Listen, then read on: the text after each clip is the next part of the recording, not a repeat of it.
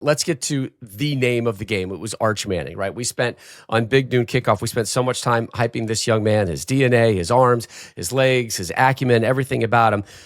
Coach, I'm curious. Let's start with this. His demeanor, right? Just his demeanor. What did you see? What did you see from him? Whether it was his body movement, his nonverbals, as the leader of that Texas offense. I've watched every snap Arch Manning has taken. Every single snap from last year to obviously this, and then I got up the next morning, Sunday morning, watched and really slowly watched it. And here I'm going to give you just grades right down the thing. Athleticism, it was actually better than I thought.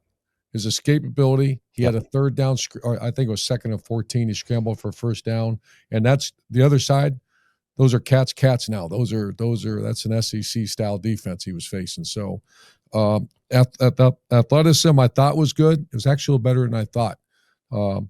His accuracy was not good. His accuracy, shockingly, was not good. His decisions at times were just okay. There was a couple, the underthrown ball in the deep on the interception. He threw, I think it was to Tampa, and he threw an in route right into the defender. Arm strength and release, excellent. He threw his post corner route, I believe, in the fourth quarter to his right. That was a sideline to sideline throw, and he shot that thing out there. Yeah, but here's the shock, Mark. He didn't have a completion over 10 yards until the fourth quarter. So back to your question, and Brady Quinn and Matt Leinart said this to me on the sideline. I think a quarterback's job is to elevate those around him. I think that's as important as completing a swing route or a post route. That's your job. Yes. That's the job of a quarterback. I didn't see great demeanor. I didn't see the energy. I didn't see the face, but I didn't see the great quarterbacks I've been around. I didn't see him grab jerseys of guys, and I was trying to watch that from a coach's perspective, because sure enough, everyone's going to look at the strategy piece. So I would say he's going to have to learn, and maybe that's just not his personality, but I think it's got to become his personality, certainly to lead a team. So I think he'll be a completely different player in 4 to 5 weeks. I think there's no doubt the skill set's there to be an elite player. The receivers have got to get much better. The receivers didn't help him much Saturday. Yeah.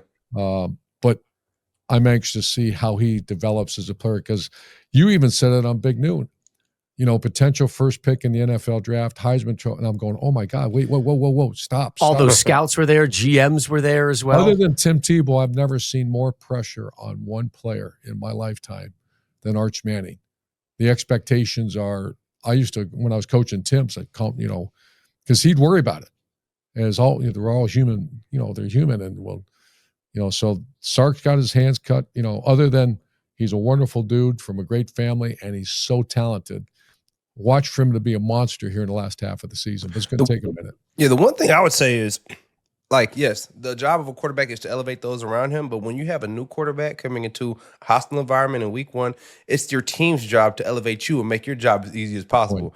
And I don't think necessarily that happened for Arch. You know what I mean? The defense played extremely well. They had a penalty that led to a touchdown, which they lost by 7 points. They had a penalty who took a safety off the board. That's 9 points. They lost by 7. So there's some situations in the game, some mistakes in the game where the team didn't necessarily help Arch either. So I think, a quarterback, especially a veteran quarterback, is supposed to elevate the players around him. When you have a young quarterback like Ohio State did for Julian Sand, everyone else elevated their level of play, and that's why they were able to be successful. So let me add this about the game too, and Sark's a great coach, but there's those moments of a game. When a receiver drops a ball, it's part of the game. Yep. When the right tackle gets beat, that's part of the game. But as a coach, that red zone call that Rob and I were about 6 yards away from it. The goal line sneak, when there was about 7,000 pounds of humanity between the tackles. And if you notice, Caleb Downs and the linebackers right on the snap, I don't care if that was whoever. Yes. A big Cam Newton. Cam Newton. Yeah. He ain't getting in. And so that's that one moment where Sark, I joke around all the time about about 2 a.m, you wake up for the next 3 hours. Ceiling fan. You're staring at that ceiling fan and say, why did we call that? Yeah. Spread the field. There is no chance any human being that exists on the planet is getting in.